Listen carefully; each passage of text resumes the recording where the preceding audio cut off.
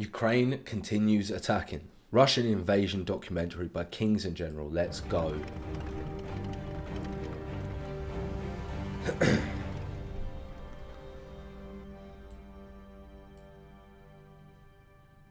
In the first half of September, Ukraine launched a surprising and devastating counter-offensive in Kharkiv Oblast, Definitely surprised me. collapsing the Russian What front about you on guys? this axis. Let me know in the comment box. The Russian units hastily retreated to the eastern bank of the river Oskil and braced for another Ukrainian offensive. In this video, we're going to describe the continuation of the Ukrainian attack on this axis with a focus on Liman, along with discussing other important events of Putin's unprovoked invasion of Ukraine in the second half of September, including the Russian mobilization and the situation on other fronts. After withdrawing to the eastern bank of the river Oskil, the Russian command intended to create a new front along this river. But after consolidating its gains made in the first half of September, Ukraine continued pushing forward. Yeah, they didn't. Their new objective was presumably the defeat of the considerable Russian contingent in Liman and liberating Svatove, another important supply line of the Russian army in North Donbass on the intersection of highways P07 and P66. On September 16th, the 92nd Mechanized Brigade and Kraken Regiment crossed Oskil to liberate the rest of Kupiansk on the eastern bank of the river. From there they moved towards Borova, which has a road leading east to Svatove. Also on September 16th, Ukraine launched a pincer movement towards Liman, which would become the main focus of fighting on this axis. On this day, the 95th Air Assault Brigade and elements of the Ukrainian National Guard liberated Dibrova in the south of Liman. On September 17th, the 79th Air Assault Brigade liberated Shirova, 6 kilometers west of Liman, while the 71st Separate Jaeger Brigade and the 81st Airmobile Brigade took control of Studinok and Sosnova to the northwest of Liman. On September 18th, the Ukrainian advance continued with the liberation of the towns of Oskil and Yatskivka. Even more noteworthy was the liberation of Bilohorivka, as the Ukrainian units managed to force the Seversky Donets River in this section. This is the same Bilohorivka where the Russian army lost at least one BTG earlier in May trying to cross the river. Liberation of Bilohorivka meant that the Russians do not have full control of Luhansk Oblast anymore, and it may become an important bridgehead for the Ukrainian army for its future operations to liberate Lysychansk and Severodonetsk. On September 18th, it was reported that the Ukrainian 81st Air Assault Brigade regained control of Rubtsy and Krimki, while the 71st Brigade liberated Yarova. Ukraine's pincer movement was closing down on Liman and making the situation for elements of the Russian 20th Combined Arms Army, namely the remnants of the 1st Guards Tank Army and the 144th Guards Motor Rifle Division, 13th and 16th Bars Volunteer Reserve units of the Russian Army, and other units stationed in Liman and its surroundings, increasingly difficult. Attacks on Liman from several directions were reported by the Russian propagandist Wargonzo Telegram channel. The situation of the Bars 13 unit, which was stationed in Drobysheva, was particularly precarious, as reports of its encirclement circulated on these days. On September 23rd, Ukraine's 25th Airborne Brigade liberated Korovy Yar. Next was Novoselivka, which was regained by elements of the same unit, along with units of the Ukrainian National Guard. It is reported that, unlike the collapse and hasty withdrawal of the Russian units in the first half of September, this time the orders from the command for the Russian units in and around Liman was to stand their ground and fight, but evidently this did not change much, as the southern portion of the Russian front was crumbling amidst intense pressure from the Ukrainian army. By September 27th, the situation of the Russian units in this section became even more desperate. Along the northern arm of the Ukrainian pincer, the 25th Air Assault Brigade liberated Kapivka, Rivkida, Nova and Selena Dolina, and advanced on Kolodyerzy. This effectively meant that one of the two supply lines to Liman was cut by the Ukrainian army from the north. Beachhead is way too much. The southern arm of the Ukrainian pincer, led by the 95th Air Assault Brigade, achieved some progress towards Toska and That's Kremina. it, you gotta go now. Taking the second supply line on the Zarechna Toska section under control would have meant operational encirclement of the Russian units in the area. It was reported that Russia could have had anywhere from 2,000 to 8,000 troops in Liman, fighting against 6,000 to 20,000 Ukrainians. As they did not intend to...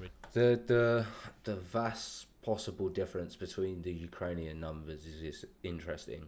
from 6 to 20,000. That's such a big disparity. The Russians really can't afford to lose this, like, or even have their troops like in a sort of pocket, stuck in a pocket, because they'll hold off, but for how long? Retreat. The eventual surrender or destruction of the whole contingent of the Russian army in this section would become the most realistic outcome.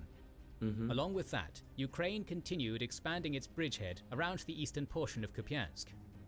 By September 28th, the 92nd Mechanized Brigade liberated Kupiansk-Vezlovye, Kuchurivka, Petropavlivka and Kivsharivka and moved south towards Borova, while another Ukrainian group moved north towards Borova, while liberating Lazova, Piskyradkivsky and probably Malivka and Vyshche-Solona. These two groups presumably aimed to join around Borova and move east towards Svatova, which, as we mentioned, is on an important highway intersection.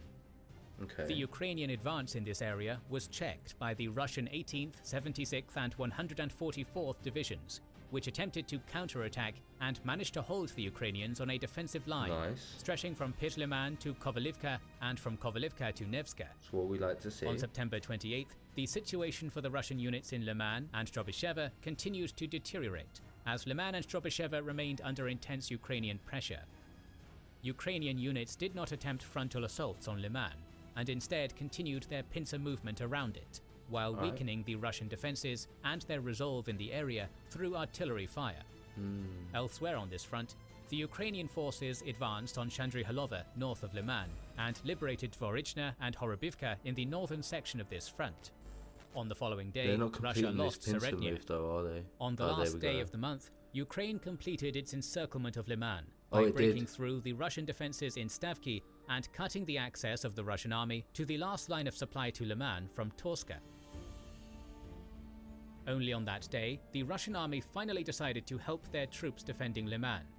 The remnants of the 201st Military Base were sent to defend a narrow corridor between Zarichna and Torska, allowing at least a portion of the defenders to leave. Not all of them, By the morning of October 1st, Liman, as well as Zarichna and Torska, were under Ukrainian control. Wow. It is difficult to say how many soldiers Russia lost here, dead or captured, but the retreat took place. They really were just pawns to the Putin regime. They let under so intense many Ukrainian of them fire, go. and videos of the Russian dead and their equipment emerged on the internet. An interesting wrinkle in the Ukrainian offensive in the Liman area was the earlier advance from Siversk to the east. Life was just they wasted. were able to retake Spierna and reach the edge of Verkhonokamyanska, which good put pressure on the Lysychansk-Severodonetsk agglomeration from the military southwest. point of view. They're doing so This forced well. the Russians to move elements of the 90th Tank Division and units of Wagner mercenaries to reinforce the area, which possibly didn't allow them to come to the aid of Liman, and surely alleviated some pressure on the Ukrainian defenders of Soledar and Bakhmut. They're doing well. They're doing really well to basically put pressure on other areas of the regions so that the Putin regime isn't able to basically back them up with any more support. Why was the Ukrainian attack so successful in the Liman area? It seems that Ukraine was able to overwhelm Russian defenses with its mobile units, which quickly drove through the sparse enemy defenses, creating danger in the rear. The point of attack changed multiple times, from Lysychansk to Liman to Kremina to Svatova to Troitska. All of these areas are crucial for the Russian defenses in the area, so instead of concentrating their limited reinforcements, Putin's commanders were forced to use them piecemeal in order to keep a semblance of a front. So, do you think that the Ukrainians had good communications and that's why they were able to do it? Or did they just have independency to act and have points and specific targets to attack? Or do you think they had the independence to attack anything on sight of what they deemed necessary was to take out, and then waiting for commands to eventually sort of hit them? That's an interesting. I'm wondering which way it was. Did they have communication the whole way through, or that independence, or was it specific targets? You know, what of those three options, or was it also mixed? Let me know what you guys think. Russian soldiers and junior commanders complained through the military bloggers that their communication devices failed them. They resorted to using Chinese Baofeng handheld radios, which are unencrypted, and that allowed the Ukrainians to listen in and jam communications, even on the company level, making it impossible to properly communicate. Apparently, this situation is even worse among the Donetsk. Yeah, I remember hearing that previously, but I'm still wondering if the Ukrainians had good communications while still in the Russian area. Was that the case? Luhansk separatists, who were forced to use Soviet-era unencrypted devices. I remember Simultaneously, hearing about this. the Russian Air Force failed to help the units being surrounded. Video. A few attempts made to conduct CAS sorties on the 24th led to the destruction of up to 6 aircraft and 5 helicopters, and the Russians stopped trying to change the situation using their aircraft. Simultaneously, the majority of the troops defending Liman were the remnants of the units that were defeated in Kharkiv at the beginning of September, and they failed to create any sort of cohesion.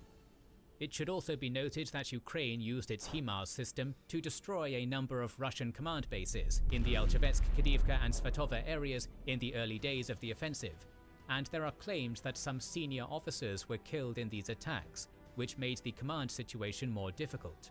The rumors are also swirling that Putin now has direct command of the front, which is historically a very good idea if you want to lose the war, and it was his direct order not to retreat from Liman until the very end.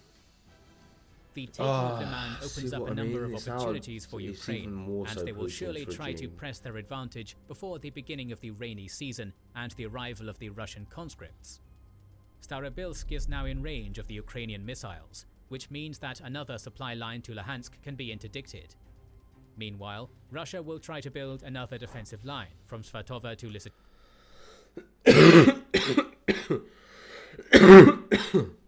Lysychansk and hope that it will hold this time, unlike the one to the east of Oskil. Let's see if they're able to Ukraine pull now has that a off. foothold across the Zherebets River, and the high ground between the rivers Krasna will be hugely important for both sides in October.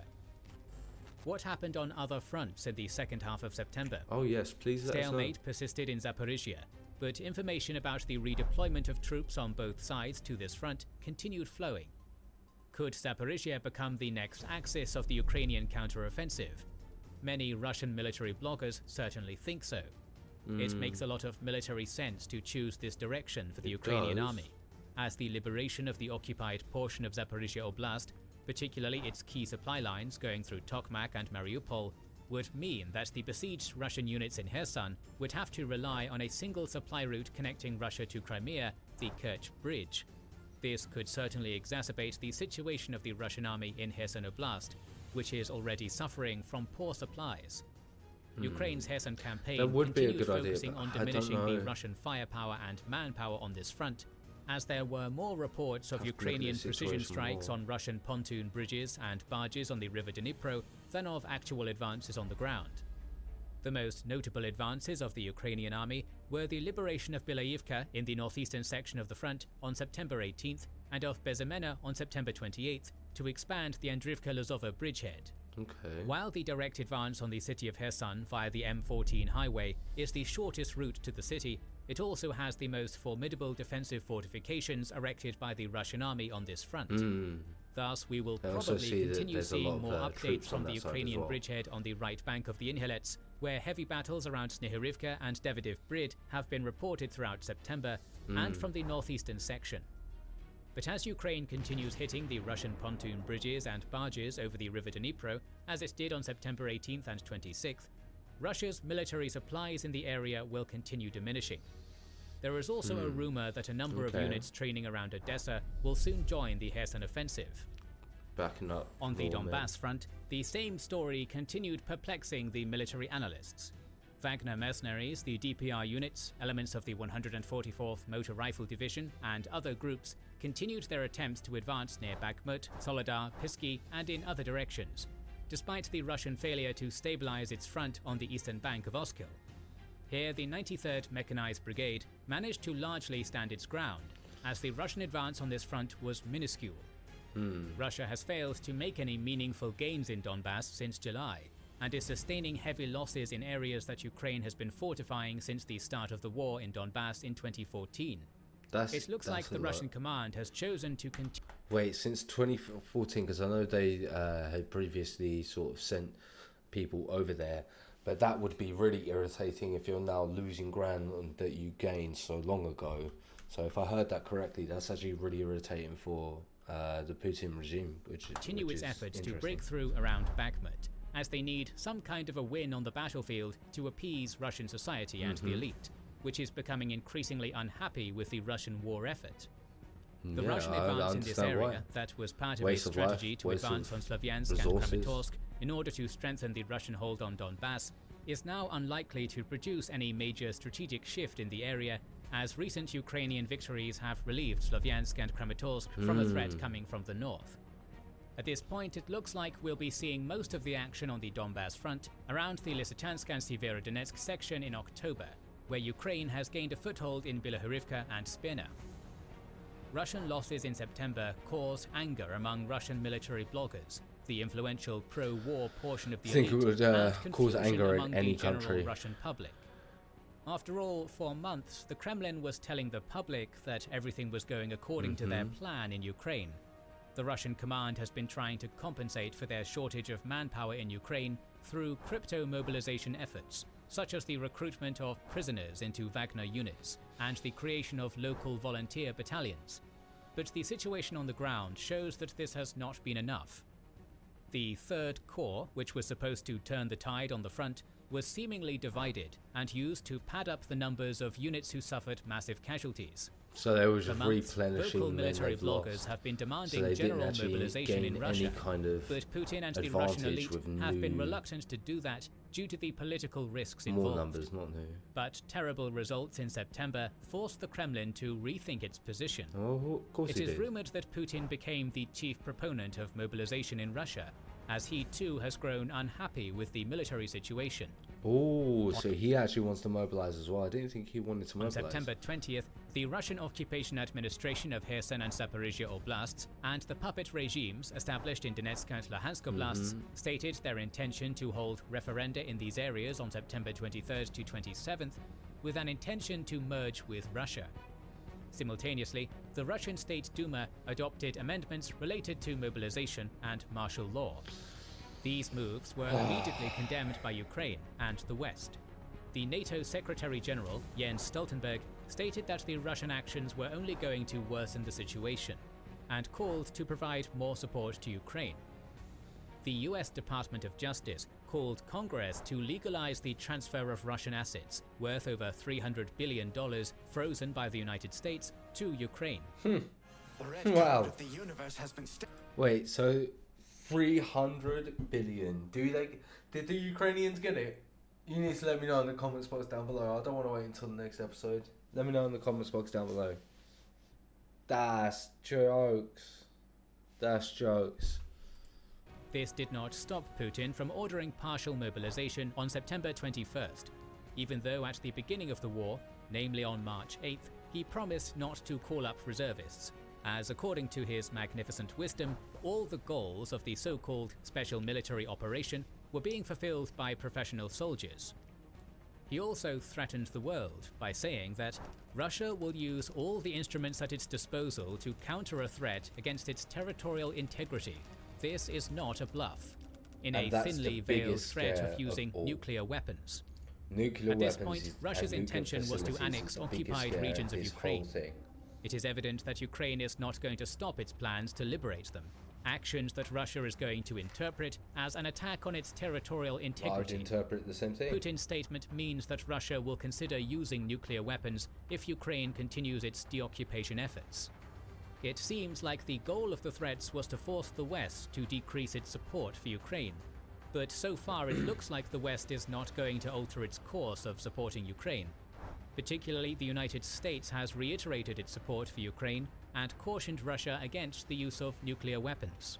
Yeah, The US Ukraine Secretary and of State, the Antony USA are Blinken, arms and warned arms Russia at the of moment. horrific consequences and noted that it was privately conveyed to the Russian government that the United States was going to respond.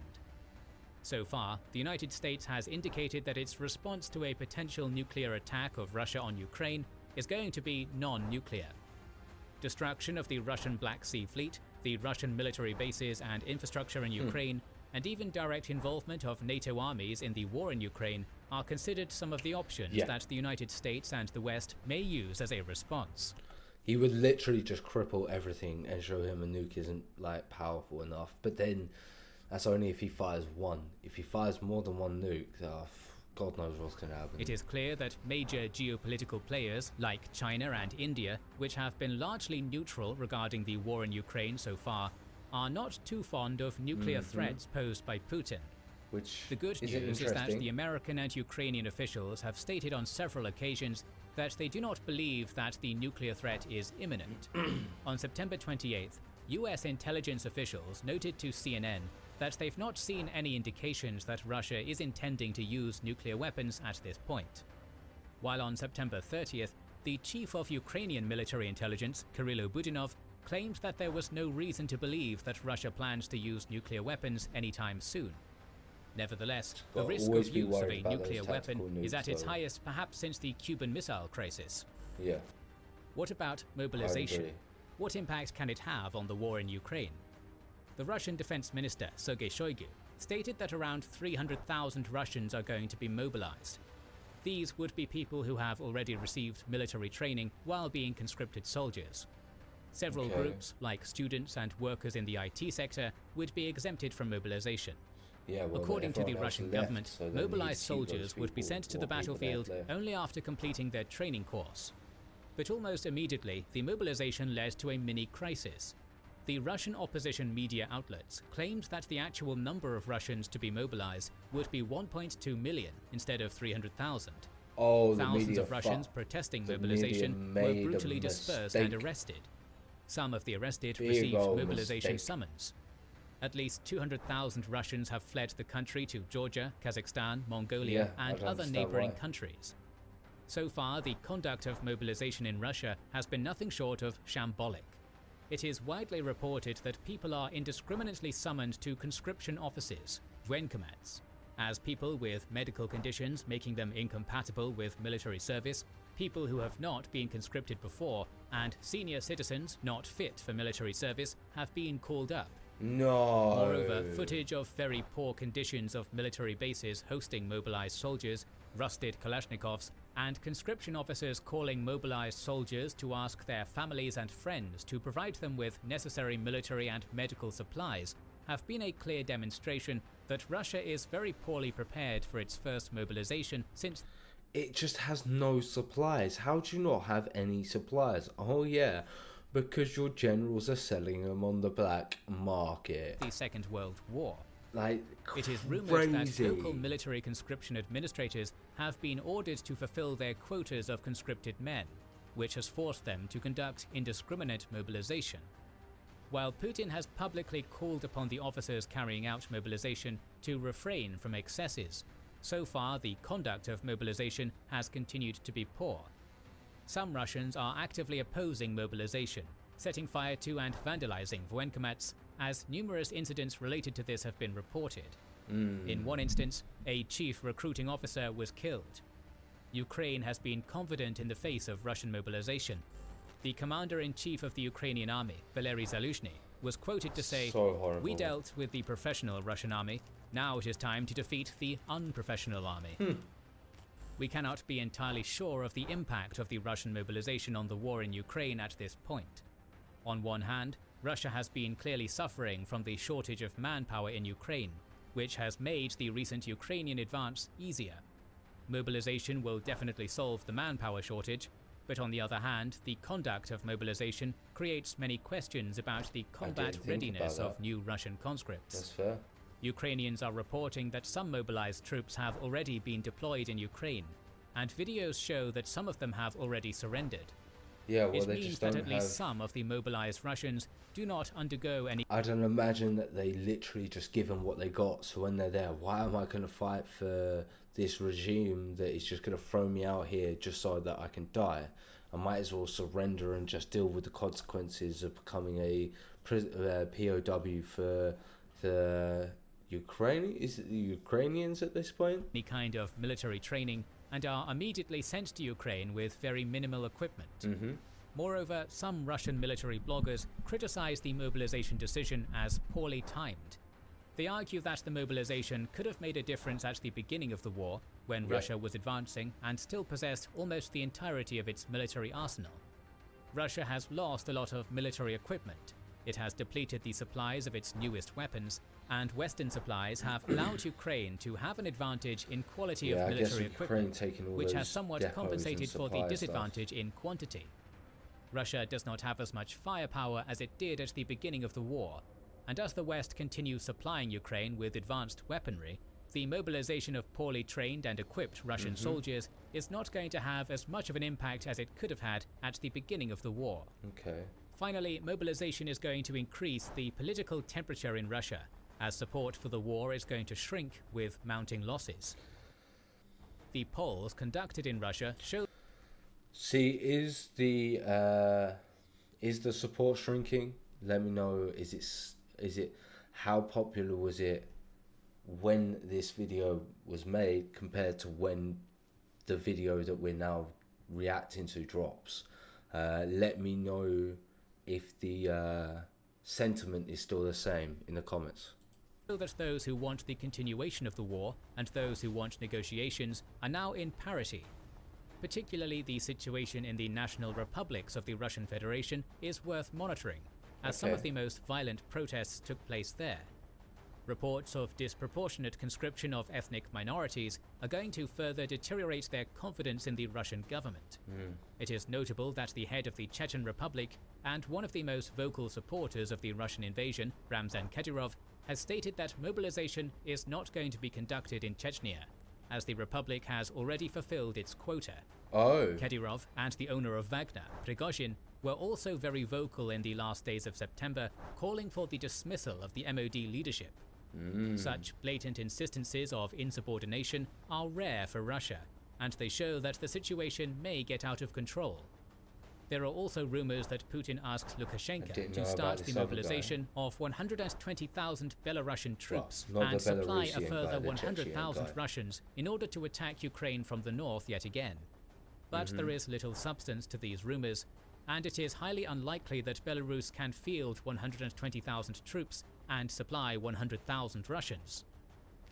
The exchange of prisoners of war on the same day as the decision on mobilization is going to harm the confidence of the Russian public in its leadership too. Negotiations mediated by Turkey and Saudi Arabia have led to the release of 215 Ukrainian POWs, the bulk of whom were the leadership of the Azov regiment, as well as the international volunteers who were condemned to execution in Donbass, in exchange for 55 Russian POWs and the arrested pro-Russian politician and Putin's personal friend, Viktor Medvedchuk.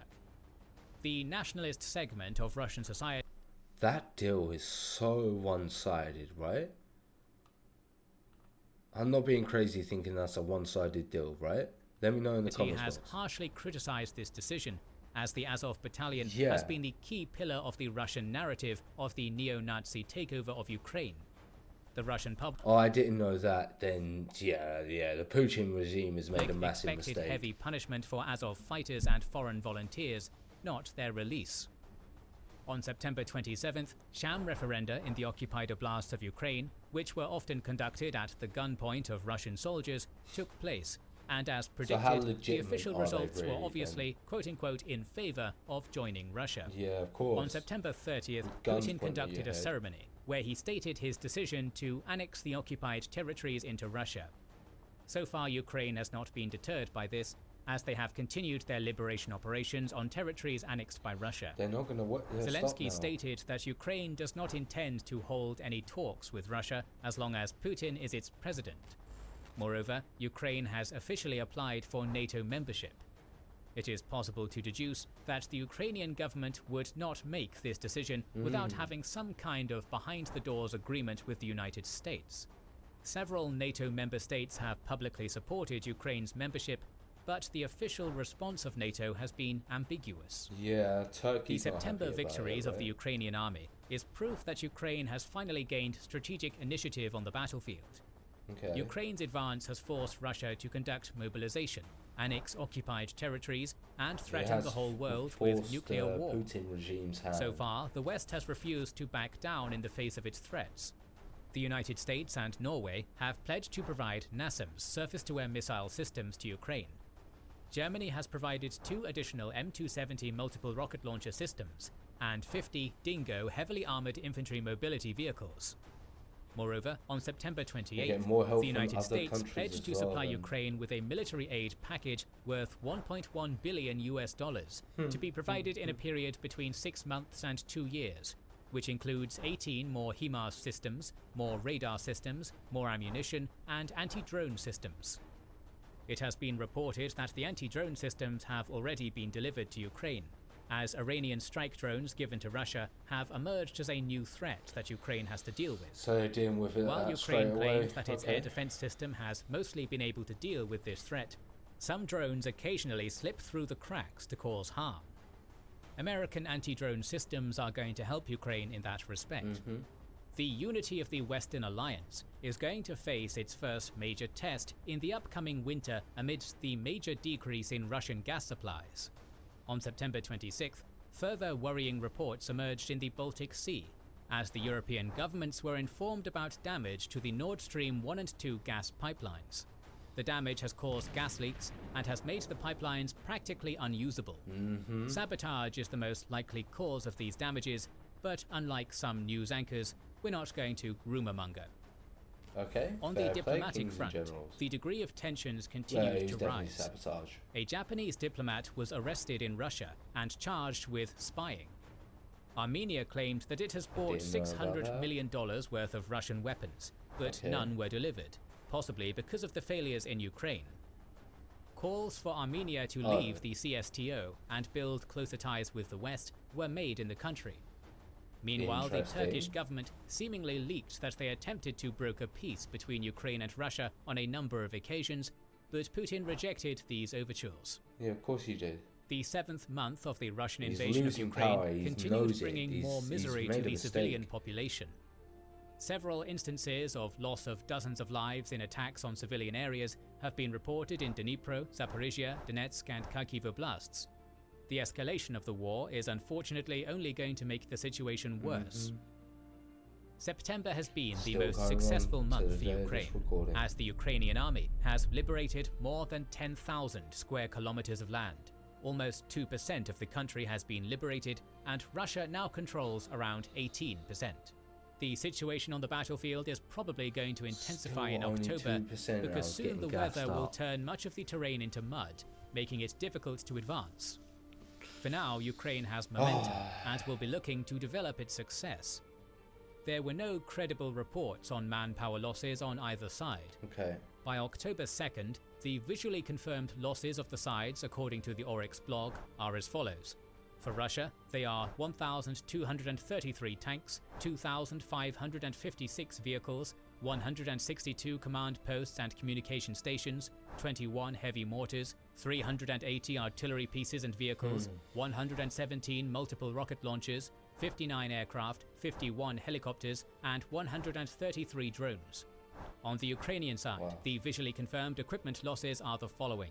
274 tanks, 687 vehicles, 7 command posts and communication stations, 121 artillery pieces and vehicles, 24 multiple rocket launchers, 48 aircraft, 14 helicopters, and 36 drones. Our coverage of the war will continue, so make sure to subscribe and press the bell button to see the next video in the series. Absolutely crazy. Absolutely crazy. I'm loving this little series. I'm jumping on the next one as quick as I can. If you haven't already, head over to Kings and Generals page. That link's in the description box down below. If you enjoyed this reaction just as much as I did, then you need to like, comment, subscribe, hit that notification bell. But I will catch you in the next video.